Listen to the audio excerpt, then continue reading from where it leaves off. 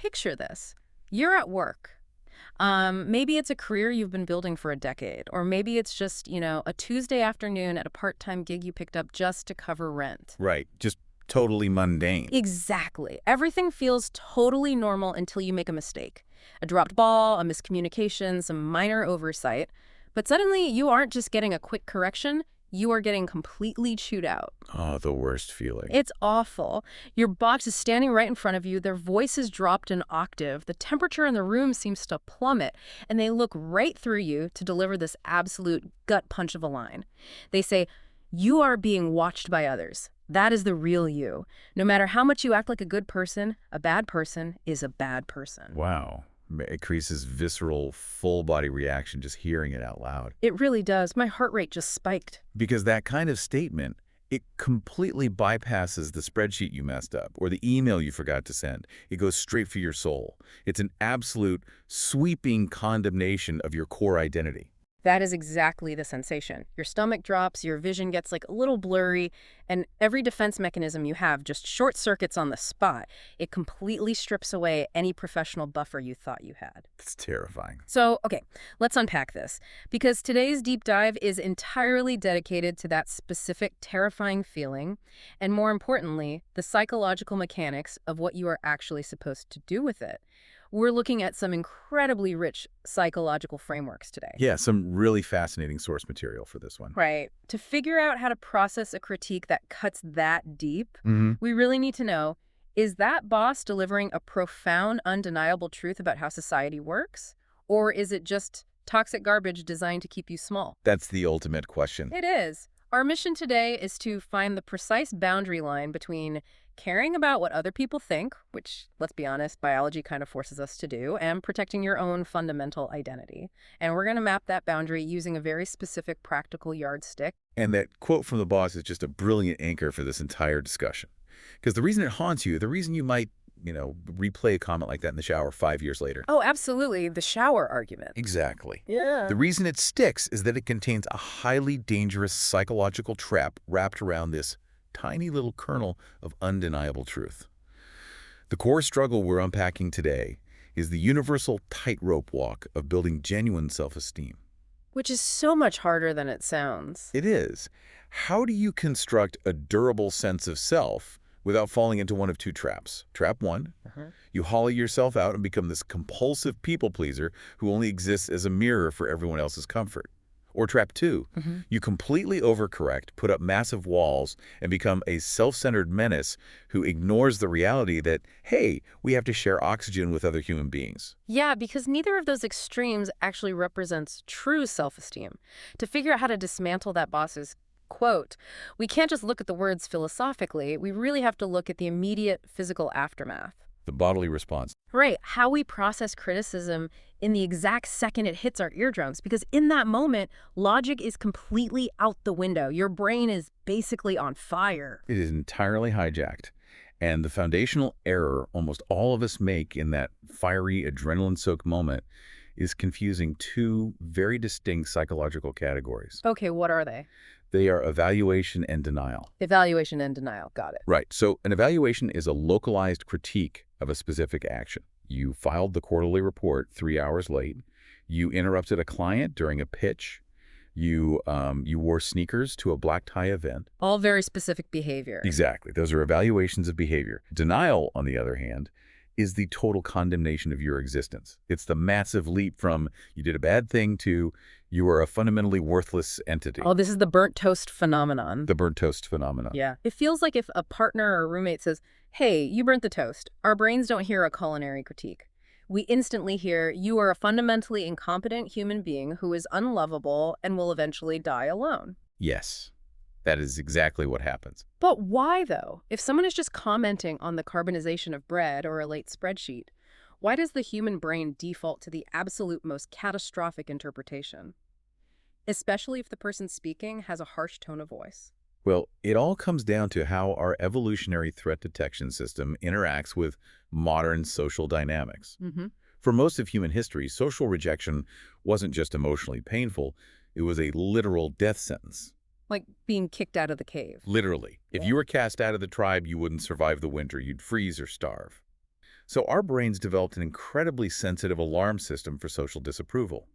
When someone is angry with you, their tone, the volume of their voice, the tiny micro-expressions on their Well, face. nonverbal stuff. Exactly. All of that sensory data hits your amygdala, which is the brain's fear center, milliseconds before the actual vocabulary reaches your prefrontal cortex for logical processing. Okay, wait. So my body is preparing to run from a tiger before my brain even comprehends the words bad person. Precisely.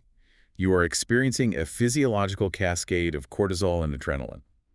The sheer emotional force of their delivery just overwhelms your cognitive filters. We don't just hear the critique, we absorb the emotional weight of their anger. And it drags us into survival mode. Exactly, a state of survival panic. In that state, nuance just dies. You made a mistake. Feels biologically identical to you are being banished from the tribe. Wow. This biological hijacking is why we have to practice the active, conscious deconstruction of criticism. Yeah. You cannot rely on your initial instinct because your instinct is designed for the Pleistocene epoch, not a Tuesday staff meeting. So we have to manually override the system. We have to pull the critique apart like a mechanic taking an engine block apart to find, the one broken valve. Yes, you have to separate the objective fact from the emotional venom.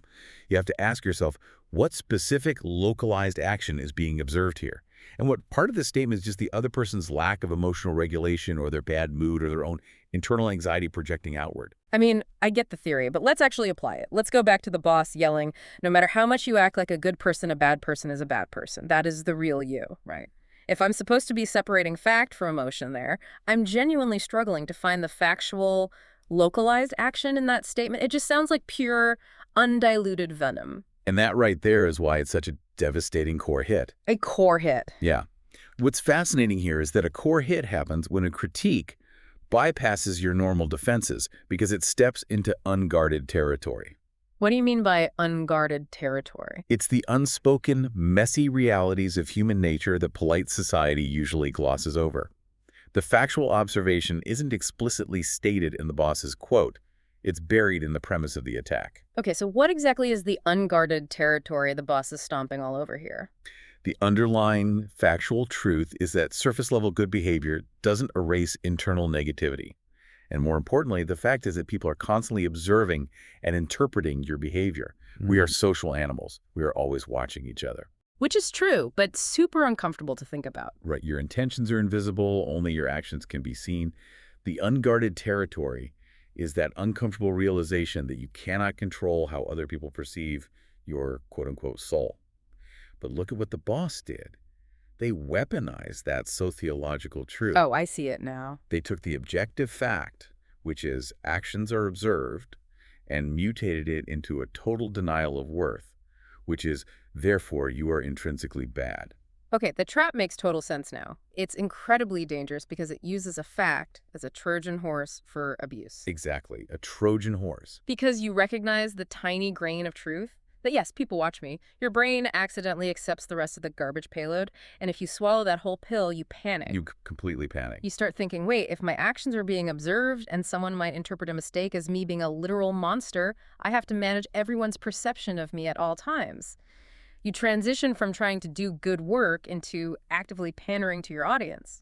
You abandon the pursuit of actual self-improvement, and you adopt this exhausting full-time job of perception management. You alter your behavior, your opinions, even your personality. Which is just wild. It is, and you do it not based on your own moral compass, but entirely out of a desperate fear of being denied by the group. You basically try to become completely unassailable by becoming completely agreeable. Which is a game designed to break you. There's no way to win that. So if you're listening to this and you encounter that intense, hot flush of shame when someone snaps at you, whether it's a boss, a partner, or just someone misinterpreting an email, that physiological reaction is your cue to hit the brakes. Stop right there. Exactly. Your amygdala is lying to you. Treat the interaction as a sorting exercise to conserve your mental energy. Keep the localized fact like, okay, I need to communicate deadlines more clearly, and mentally toss the other person's sweeping character judgments directly into the trash. Because if you don't engage in that conscious sorting process, you lose your anchor entirely. You inevitably drift into one of two deeply destructive extremes of identity management. And it's crucial to map out these extremes because almost everyone defaults to one of them when they're under chronic social pressure. Oh, I can almost guarantee everyone listening has spent time in at least one of these camps. I know I have. Let's dig into extreme number one, the complete outsourcing of your self-esteem. Extreme number one. This extreme is the logical endpoint of the people pleaser. It occurs when you build your entire sense of self on the scaffolding of other people's evaluations. So you have no internal structure at all. None. You become hypersensitive to feedback. You adopt and amplify any behavior that elicits praise, and you ruthlessly amputate any trait, habit, or preference that draws even mild criticism or friction. You essentially put yourself on a carving block and hand the knife to everyone you meet. There's a really haunting visual for this condition in the source material. The outline of yourself becomes blurred. It's a perfect metaphor. It really is. Imagine yourself as a pencil sketch on a giant canvas. But instead of drawing yourself, you've handed an eraser to society. A manager doesn't like your communication style, so they erase a line. A friend finds your hobby weird, they erase a section. A partner criticizes your wardrobe, another line gone. And you just let them. Yeah, you accommodate and accommodate until one day you look in the mirror and there is no distinct shape left. You don't even know what you actually want to eat, what movies you actually enjoy, or what opinions you hold when you're alone in a room. The psychological term for that is a profound loss of agency. And the deepest tragedy of the blurred outline is the intent behind it. People who erase themselves usually believe they are purchasing security. Right, like they're buying safety. Exactly. The subconscious logic is, if I have no sharp edges, no distinct opinions, and no controversial traits, I cannot be criticized. I will be safe. But that safety is a total illusion. The actual result is an agonizing, bone-deep exhaustion. I can imagine. When you have no internal compass, every single social interaction requires you to frantically read the room, analyze the power dynamics, and guess who you are supposed to be in that specific moment before you can even open your mouth. It's like having 100 tabs open on your browser at all times, and they're all playing different audio, and you're just trying to figure out which one is the loudest so you can mimic it. It's unsustainable. Highly unsustainable. So what does this all mean? Should you just ignore everyone and do whatever you want? Because if extreme one is this miserable, shapeless existence of constant vigilance, the natural instinct is to swing the pendulum as far as possible in the other direction. You want to armor up, say screw everyone, and just do whatever you want. And that instinct leads directly into extreme number two, the self-centered trap. The rebel phase. Basically, yeah. And the psychology here is very clear. Reactionary rebellion is not the same thing as true self-esteem. It's really just the flip side of the dysfunction coin. Yeah. If you assert your desires, your opinions, and your self-image at the absolute expense of everyone around you, if your quote-unquote authenticity consistently causes actual disadvantage, chaos, or trouble for your community, you haven't found freedom. You've just become a tyrant. You've crossed the boundary from being a rugged individualist into just being a massive liability to the group project of society. Exactly. True, durable self-esteem does not require you to be immune to the world, nor does it allow you to bulldoze it. The actual balancing act, the sweet spot of identity, requires dual processing. Dual processing, okay. You must cultivate the ability to simultaneously hold your internal reality and the external environment in your mind at the same time. You have to confidently state, this is who I am and what I value, while retaining the situational awareness to ask, and how is my expression of that self impacting the shared space right now? I mean, that sounds beautiful on a deep dive. But let's be real, dual processing in real time is incredibly difficult. If we can't be an invisible smudge and he can't be a wrecking ball, how do we actually navigate a normal Tuesday? We need a practical mechanism. We need a metric. Yes, a way to measure our actions when the lines get blurry. Which brings us to arguably the most practical framework in this entire analysis. The metric of actual harm. Actual harm. Right. This isn't about feelings or vibes. It's a highly calculating, almost clinical tool to measure the validity of your behaviors and traits. Think of it as a rigorous cost-benefit analysis for your identity. I am obsessed with this concept. Let's break down the mechanics of the actual harm calculation. How do I actually run this math in my head? It operates as a sum-total equation. When you are evaluating whether to maintain a certain behavior, a communication style, a fashion choice, or some quirk, you cannot evaluate your own happiness in a vacuum. You have to calculate the sum total of your personal satisfaction plus the tangible impact that specific trait has on your immediate surroundings. You have to honestly ask yourself, Does the math equal an overall negative? Okay, let me give you a very tangible hypothetical to test this. Go for it. Let's say I absolutely love playing my vintage sound system at maximum volume in my apartment. The bass makes me feel vibrant, it connects me to the music, my personal satisfaction is off the charts. Let's call it a +10. Okay, plus 10 for personal joy. Right. But I share a wall with a nurse who works night shifts. My music is keeping her awake, spiking her cortisol, and actively degrading her ability to function at her job. That is a massive, tangible, negative impact on my surroundings. Let's call it a -20. Then the sum total of the equation is a negative 10. You are experiencing high personal satisfaction, but you are causing clear disadvantage and actual functional harm to another person. In this scenario, the framework is unforgiving. You must revise your behavior. I can't just be like, this is me. No, you cannot hide behind the defense of, this is just who I am, I'm an audiophile, respect my authenticity. Your authenticity is actively harming someone else's survival. You have to buy headphones. Okay, but hold on. Let's flip the variables. What if my personal satisfaction is incredibly high? Say I take up knitting and I love wearing these bright, neon, slightly chaotic sweaters that I make. Nice. My personal satisfaction is a +10, but the negative impact on the people around me, the actual functional damage to their lives, is 0. I'm not harming their hearing. I'm not blocking their commute. I'm not doing anything to them physically. If the external harm is 0, then the sum total of the equation remains a positive 10. And this is the liberating power of this framework. You are entirely unequivocally justified in keeping that trait. You do not need to surrender that piece of your outline, even if it makes you stick out, even if it confuses people. If there is no actual harm, you have total permission to exist exactly as you are. That is a massive paradigm shift. If you aren't damaging anyone, you don't need anyone's permission to be yourself. None at all. But to wield this actual harm yardstick effectively, we have to get surgically precise about how we define the word harm, because human psychology is tricky. When you're the one on the receiving end of a weird look, a lot of things feel exactly like harm, even when they aren't. Right, and this is where we have to separate biological illusion from objective reality. We have to learn the difference between actual damage and what the source text calls the margin. Okay, let's talk about the margin. Because what if someone just rolls their eyes at me or I hear them gossiping? What if I do wear that neon sweater to the grocery store? Or I speak up in a meeting with a totally unorthodox idea and someone across the table just heavily rolls their eyes? Or I catch a coworker grimacing. It hurts. It does. Or worse, I find out they were gossiping about me in the break room. To my primitive amygdala, that feels like a massive negative impact. It feels like I have caused a major disruption. My heart rate goes up. It physically feels like I'm doing harm. The physical sensation is very real, but the interpretation is completely flawed.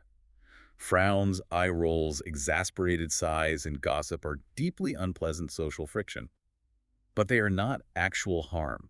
They do not cause material, physical, or functional damage to the other person's life or liberty. So if it's not harm, what is it? What is actually happening in the room when someone sighs at my sweater? You are encountering the margin. And if we connect this to the bigger picture, think of the margin like the magnetic resistance you feel when you try to push the two positive poles of a magnet together. Oh, I love that analogy. Like when you physically can't force them to touch. Exactly. As they get closer, you feel this physical, invisible wall of pressure pushing back against your hands. It's uncomfortable, it makes you want to pull away, but the magnets aren't damaging each other. It's just the natural physics of two distinct opposing forces interacting in space. That makes so much sense. So when someone rolls their eyes at your outfit or your idea, they're simply experiencing the internal discomfort of encountering a value system, an aesthetic, or a worldview that differs from their own. So the discomfort they feel belongs entirely to them. It's just evidence that we are two separate entities with different preferences. It's not evidence that I have committed a crime against their peace of mind. Exactly right. Their eye roll is just the friction of the margin. And confusing this natural friction with actual harm is how the tragedy in the blurred outline begins. If you treat someone's annoyed sigh as if you've just backed your car into theirs, your instinct will be to immediately apologize, pay for the damages, and never drive down that street again. You will alter your behavior to alleviate their discomfort. Which means I go home, take off the neon sweater, and put on a beige zip-up so no one will ever sigh at me again. Yes. And you won't just stop at the sweater. You will do that with your opinions, your laughter, your career choices. You will shave off every unique edge just to prevent a stranger from having to furrow their brow. That continuous voluntary self-amputation is how you end up as a diluted, unexplainable identity. You become a person who exists solely to ensure that no one around you ever has to experience the magnetic resistance of different values. That reframing is incredible. Their grimace is not your damage to fix. Wow. I really want to take this abstract cost-benefit math and apply it to a highly visible, everyday arena. Let's talk about fashion and personal style, because the clothes we put on our bodies are the most immediate outward expression of that outline we're trying to protect. Fashion is the perfect test case because it's where the tension between individual expression and societal expectation is the most visible and often, frankly, the most absurd. There's this phenomenon of feeling like you're floating. Let's say you buy a piece of clothing you absolutely love. Maybe it's a brightly colored coat or a vintage hat. You feel great in your bedroom. But the second you step out onto the sidewalk, you suddenly feel separated from the crowd. Hypervisible. Yes, you feel this intense hypervisibility, like you were physically floating an inch above everyone else, and every single eye is tracking you. And because we are wired to fear standing out, we instantly misinterpret that feeling of being observed as the act of causing trouble. We conflate visibility with transgression. In the evolutionary past, standing out from the herd meant you were the easiest target for a predator. So when we wear something unconventional, our brain interprets the stares as a threat warning. We feel exposed, and we assume that exposure means we've broken a rule. But let's look at how arbitrary those rules usually are. Consider the classic example of an adult wearing a large, bright pink hair ribbon. Yes, the pink ribbon. If a 30-year-old walks into a cafe wearing a massive pink hair bow, the immediate societal judgment is often that it's not age-appropriate. And I want to pause right here and really aggressively challenge that. Who actually drafted the legislation that decides what age gets what color palette? What is the scientific basis for pink bows expiring the moment you turn 25? There is absolutely no scientific basis, which is the entire point. Age appropriateness, in the context of colors or fabrics, is nothing more than a convenient benchmark. Society creates these arbitrary baselines, what to wear, what timelines to follow for marriage or careers, not because they represent objective moral truths, but because they make the massive chaotic group feel cohesive and predictable. Categorization lowers the cognitive load for the collective. So it's just a mental shortcut so people don't have to think too hard about the strangers they pass on the street. Precisely. So let's run the pink ribbon through the actual harm yardstick. Does an adult wearing a pink bow cause actual material disadvantage to the barista making their coffee? Does it physically injure the person sitting at the next table? Does it prevent the buses from running on time?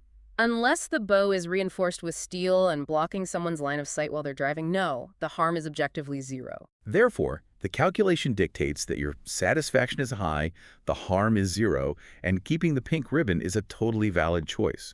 It is not selfish. It is not a sign of immaturity, regardless of what the convenient benchmark dictates.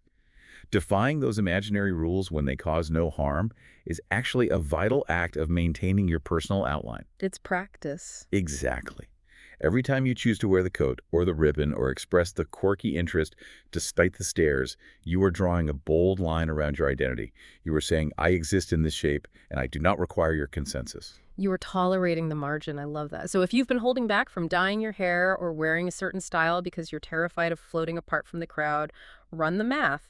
Are you causing actual harm? If no, put it on. Let them stare. Let them experience the magnetic resistance. That is their problem, not yours. But hold on. I need to push this logic to the extreme. If we strictly follow this no harm rule, and as long as I'm not physically damaging someone or their property, I can do what I want, then there's absolutely nothing stopping me from walking onto a crowded rush hour subway train in my underwear. Oh, wow. Or a bikini. Right. I'm not touching anyone. I'm not blocking the doors. I'm just standing there, existing in my preferred state of dress, being my authentic self. According to the exact math we just laid out, the physical harm is zero. So that should be totally fine, right? Well, no.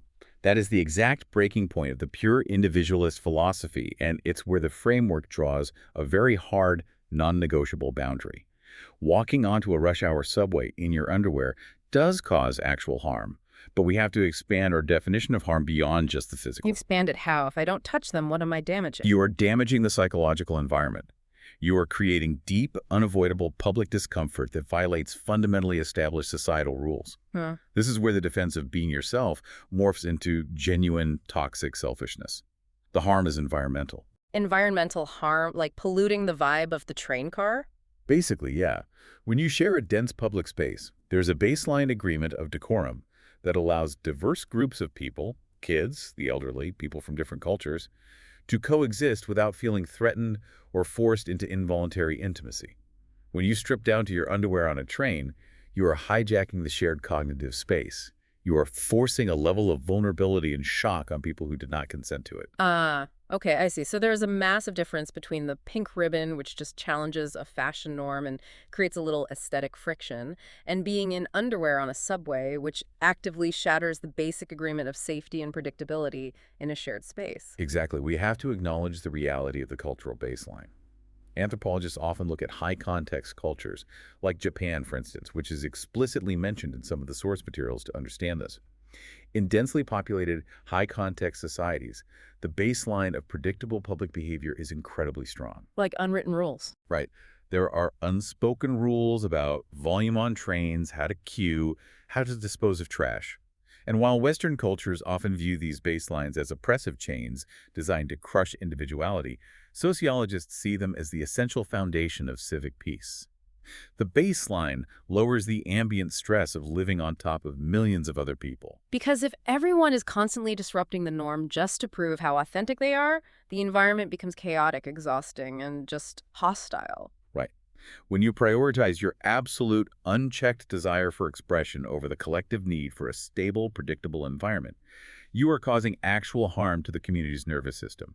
That makes the sum total calculation a massive negative. Yeah. You cannot weaponize the concept of authenticity to excuse a lack of basic civic awareness. You can't just say, well, I'm just being me, deal with it, when being you makes the communal space unlivable. So how do we reconcile this? Because it sounds like we're back to conforming. If I Yeah. have to respect the cultural baseline, haven't I just handed the eraser back to society? Not at all.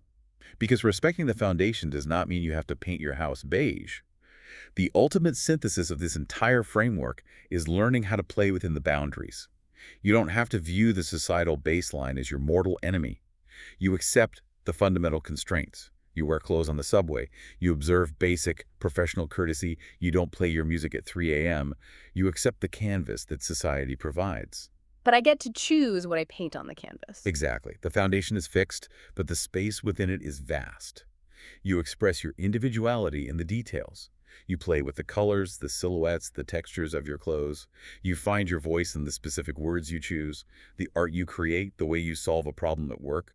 You operate within the rules of the game, but you develop your own completely unique strategy. That's a great way to look at it. Finding out how much you can push the details while still respecting the baseline is actually the highest form of identity development.